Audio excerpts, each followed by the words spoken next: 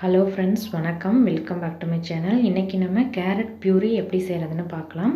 6 month complete ஆன பிறகு வெஜிடபிள்ஸில் நான் ஃபஸ்ட்டு கேரட் பியூரி தான் செஞ்சு கொடுத்தேன். அதை எப்படி செய்கிறதுன்னு பார்க்கலாம்.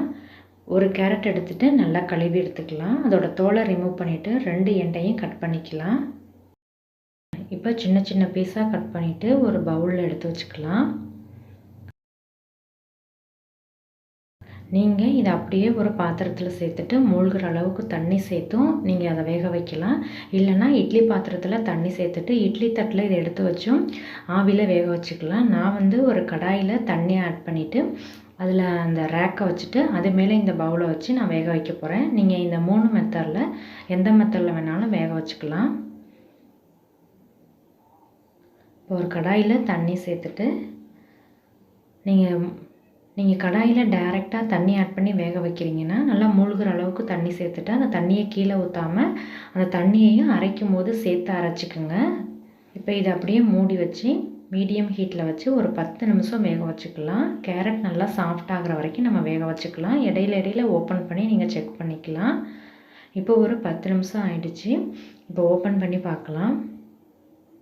ஒரு ஸ்பூனை வச்சு எடுத்து கையில் அமுக்கி பார்த்தீங்கன்னா நல்லா மேஷ் ஆகணும்.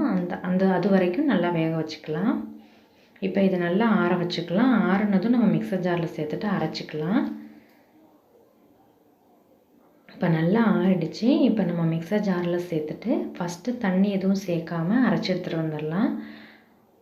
கொஞ்சமாக இருக்கிறதுனால ரொம்ப அரைப்படாது, நல்லா பியூரியாக அரைப்படாது. அதனால் இதில் நான் கொஞ்சம் சுடு தண்ணி ஆட் பண்ணி நல்லா பியூரியாக அரைச்சிக்கிறேன். கட்டியெல்லாம் இல்லாமல் நல்லா பியூரி ஃபார்முக்கு அரைச்சி எடுத்துக்கலாம். நான் இதே மாதிரி 3 தடவை தண்ணி ஆட் பண்ணி மிக்ஸ் பண்ணி விட்டு இந்த மாதிரி நல்லா பியூரியாக அரைச்சி எடுத்துகிட்டு வந்துட்டேன்.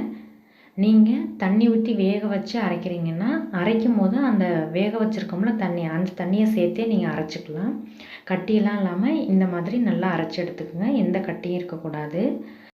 எடுத்துக்கோங்க. இப்போ ஒரு பவுலில் ட்ரான்ஸ்ஃபர் பண்ணிவிட்டு நாம் இதை சர்வ் பண்ணலாம். நான் இதை லஞ்சுக்கு ஒவ்வொரு வெஜிடபிள்ஸாக கொடுப்பேன். அதில் ஃபஸ்ட்டு நான் இந்த கேரட் பியூரி தான் கொடுத்தேன். ஆல்ரெடி நம்ம சேனலில் நான் பேபி ஃபுட் ரெசிபீஸ் அப்லோட் பண்ணியிருக்கேன். விருப்பப்பட்டால் செக் பண்ணி பாருங்கள்.